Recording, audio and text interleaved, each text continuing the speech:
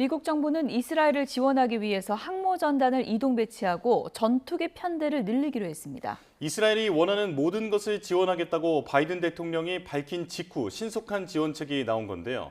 유엔 안보리는 긴급 회의를 열어 대책을 논의했습니다. 국제부 연결합니다. 최영주 기자. 네, 국제부입니다. 네, 미국이 꽤 발빠르게 지원에 나섰군요. 네, 미국 정부가 반격에 나선 이스라엘을 지원하기 위해 항모 전단을 이동 배치하고 군 장비 등을 제공한다고 로이드 오스틴 국방부 장관이 발표했습니다. 바이든 대통령이 이스라엘에 대한 전면적인 군사 지원을 약속한 직후 구체적인 지원책이 나온 건데요. 오스틴 장관은 우선 제럴드 포드 항모 전단의 동지중해 이동을 명령했습니다. 항모 전단은 항공모함인 제럴드 포드함, 순양함인 노르망디함, 구축함인 토마스 허드너함 등으로 구성됐습니다. 2017년 공식 취역한 제럴드 포드함은 현존하는 항모 가운데 가장 큰 것으로 슈퍼 핵 항모로 불립니다.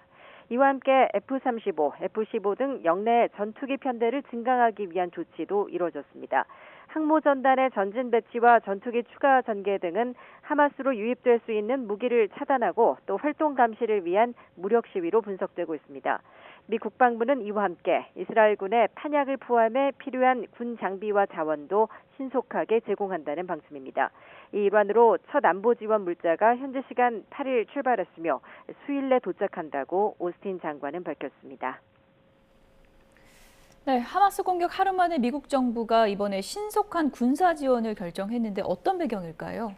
네, 이스라엘에 대한 하마스의 이번 기습 공격에 바이든 대통령의 책임론이 제기됐기 때문입니다.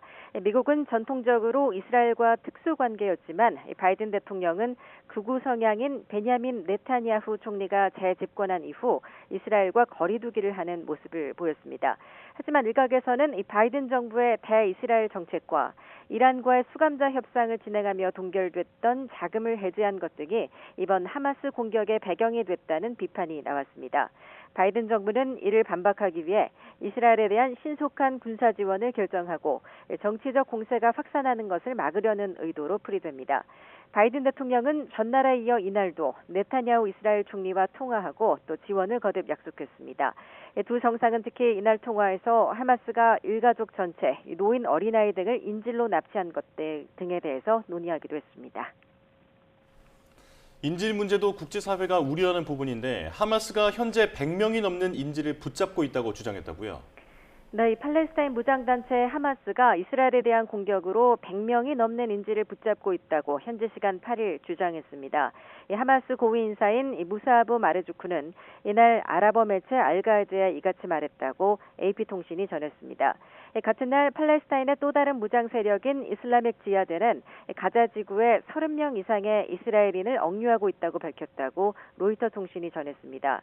이 두 무장단체의 주장이 맞는다면 당초 알려진 것보다 더 많은 이스라엘인이 인질로 잡혀 있다는 겁니다. 지난 7일 하마스가 이스라엘 남부 지역을 집중 공격하는 과정에서 여성과 어린이, 노인을 포함해 최소 수십 명을 인질로 잡아 가자 지구로 끌고 간 것으로 추정됐는데 구체적인 숫자가 나온 겁니다. 네, 하마스가 이스라엘을 공격하는 과정에서 이스라엘 현지 주민뿐 아니라 외국인들도 여러 명 희생됐다고요? 네, 미국인 등 여러 명이 사망하고 또 인질로 붙잡힌 것으로 확인됐습니다.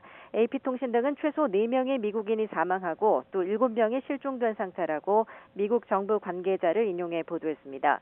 또 영국 일간 텔레그래프는 20살 영국 남성이 하마스의 공격으로 사망했다고 전했습니다.